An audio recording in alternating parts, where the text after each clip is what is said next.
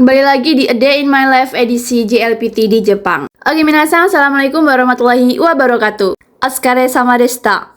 Yoku ganbatta ne. Baru mulai video udah otsukare sama deshita. Ya, ini aku mengucapkan untuk teman-teman yang kemarin udah mengikuti ujian ya. Semoga hasilnya memuaskan dan sesuai harapan. Amin. Jadi kali ini aku berangkat sama temanku, ada Rihi sama si Amel. Dan untuk sampai ke tempat ujiannya, kita turun di stasiun terdekat yaitu Cosmo Square. Nanti setelah kita keluar dari Eki-nya, itu tuh ada petunjuk arah ya, atau ada mbak-mbaknya yang sudah memberi petunjuk gitu. Mau ikut ujian kak? Ya arahnya nanti ke sana ya, belok ke sana ya, belok ke sini ya, seperti itu. Jadi bener-bener nggak ngerasa bingung di mana sih tempat ujiannya gitu. Langsung aja aku mau nge-share pengalaman aku selama ikut ujian kemarin. Nah, jadi ini buat teman-teman juga yang mungkin belum pernah ikut ujian di Jepang dan kalian mungkin nanti di bulan 12 akan ikut JLPT di Jepang. Jadi di sini aku bakal sedikit ngebahas masalah waktu. Jadi biar kalian juga tidak mengalami miskomunikasi ataupun pemikiran-pemikiran bahwasannya nanti kalau misalnya mulai jam segitu itu tuh udah mulai langsung ngerjain soal gitu loh. Jadi kemarin untuk waktunya sendiri untuk yang mau jigoi itu tuh dari jam 15.10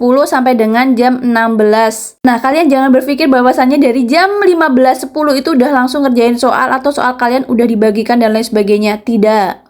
Nah, jadi dari jam 15.10 itu barulah dimulai yang benar-benar dari awal, kayak pemberitahuan apa aja yang dilarang, terus mulai dari pengecekan wajah, pengecekan nomor, terus juga kayak pembagian soal dan lain sebagainya. Nah, di awal itu dari jam 15.10 itu sampai jam 15.30 baru selesai dan baru dimulai ujiannya. Jadi untuk mau jigoinya itu kalau dilihat dari jadwal sebenarnya kan ada waktu 50 menit. Nah, tapi 20 menitnya itu ya untuk pengecekan tadi ya dan lain sebagainya.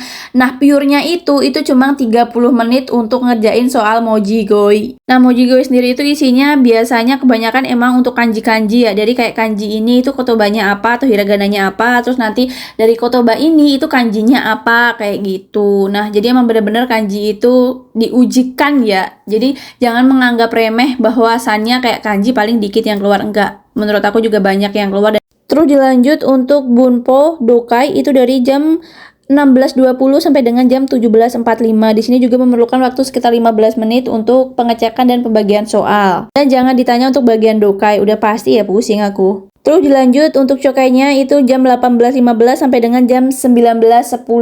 Dan selesainya itu di jam 19:15. Jadi kayak telat 5 menit. Bener-bener kayak cokainya udah selesai dan gak ada suara yang keluar dari radionya ya. Nah, dari jam 19.15 itu barulah kayak ya panitianya ngumpulin soal dan lain sebagainya. Nah, jadi buat teman-teman semua, jadi kesimpulan yang ingin aku sampaikan bahwasannya adalah kalau misalnya satu sesi itu memakan waktu 1 jam, nah 1 jam ini tuh intinya nggak pure buat ngerjain soal. Jadi ada waktu mungkin 20 menit atau 15 menit itu buat pembagian soal, baru sisanya itu nanti buat ngerjain soal. Sebelum pulang pokoknya perut harus kenyang, jadi akhirnya kita memutuskan untuk makan di sini. Kata-kata untuk hari ini.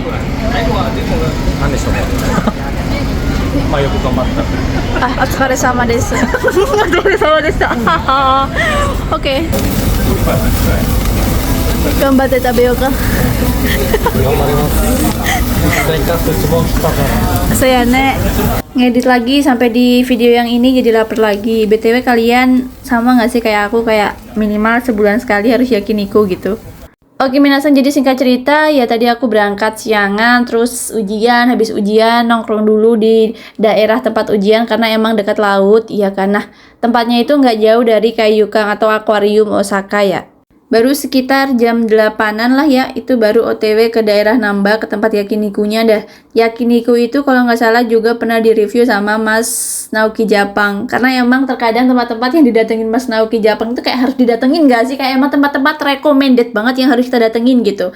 Nah, habis sampai di tempat yakiniku itu juga kayak harus ngantri dulu karena banyak yang ngantri juga. Jadi kayak selesai makan itu sekitar jam 11 kurang. Habis itu kita barulah pulang dan di antara kita itu nggak ada yang sadar. Sadarnya itu setelah bener-bener sampai kereta terus turun di Nakamozu Station dan kayak yukata ne, maniatta ne. Kayak ya ampun, ternyata kayaknya ini emang Midosu Jilan ya, apa Chikatetsu yang terakhir gitu loh untuk malam hari. Karena aku tuh nggak pernah naik Chikatetsu untuk yang Saigo yang untuk terakhir ya.